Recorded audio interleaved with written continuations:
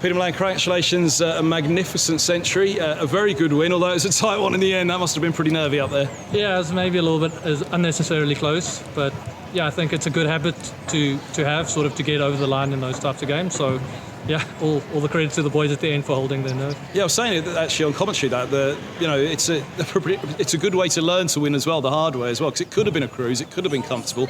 Actually, probably should have lower been, down, but should have been lower down though. They will take a lot away from seeing that over the line. Yeah, definitely, and I mean it just goes to show you with Somerset as well. They played a really good game, but if the momentum's not going for you, it's a difficult thing to turn.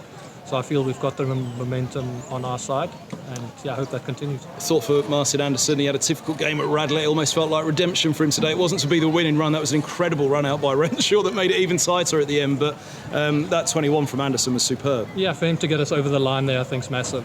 Like you said, from the outside it might look like redemption, but I mean there was 10 others of us on the field as well in that game that didn't do our part, and I think in the change room it was never a moment of doubt in him. So yeah, we back our guys all the way. And for yourself, you feel good to have the three figures. You know, you've watched Eskenazi do it a bit of late. Sam Robson went again the other day. You've obviously been there with them through a lot of those partnerships. Nice to get the three figures yourself today. Yeah, it's been a bit frustrating. I normally pride myself on converting 50s and not getting out after 50. So there's been a few of those, which has been frustrating. But like you said, other guys have stuck up their hands, and just nice to be able to play my part today. A word for Somerset.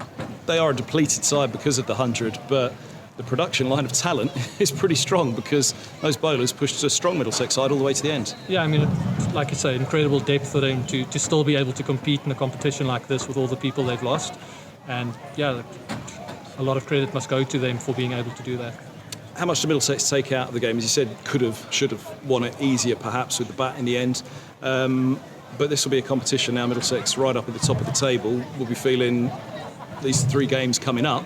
This is a chance to, book a knockout spot and a home knockout spot, perhaps top of the table as well. Yeah, I mean, I think that's been our goal from the start. Even that first game, I think we probably batted 6 out of 10 and ended up on 344, which just shows you the quality that there is in the side. So I think it's a good habit to be in, that habit of winning. And yeah, like the guys are doing a lot of hard work behind the scenes, and it's paying off in the middle. Does it feel like there's more to come? Today pushed close by a Somerset side. Not that Middlesex played badly, but it feels like there's actually a little bit more in the tank. Yeah, in all honesty, either me or Max probably should have been there at the end to really make it a comfortable chase.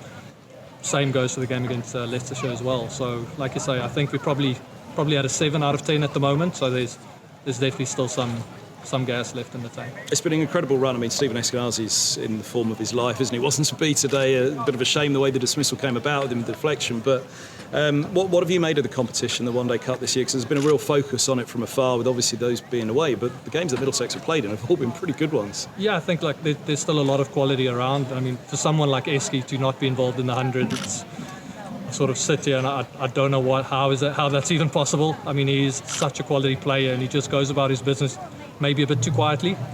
Maybe some of us need to be punting him a little bit harder. But I mean, all he can do is put runs on the board, and that, to me, that's always the best currency for a batsman. So if he continues doing that, people can't ignore him for much longer. And the wider competition, I mean, even in the Surrey game, they were well depleted, but they gave it a go with the bat with Ryan Patel, didn't they? The whole competition so far, I mean, this week coming up, Sussex and Warwickshire, it's going to be a big test, isn't it? Yeah, I mean, there's still a lot of quality players in each side, and I think, like you say, there's some youngsters coming through that are getting opportunities they might not have gotten before, and they're showing that they can belong on the stage. So I think it's a big positive for English cricket. What is the key for Middlesex if they are to go on in this competition? Because at this stage now, you will be targeting, as you say, top spot and trying to get through to a final. Once it's a knockout, anything can happen, kind of. But what's that level that Middlesex need to step to next if they want to make themselves real favourites for this? I think what we've been talking about in the change room is sort of putting that complete performance in, bat, ball, and in the field. And probably, if we're being honest with ourselves, in most of the games we've maybe been a little off in one of the areas. So I think, like I said, if we put that complete performance together, I think we'll be able to compete with most times. Brilliant. Thanks for your time. Well batted today. Sure. Thanks.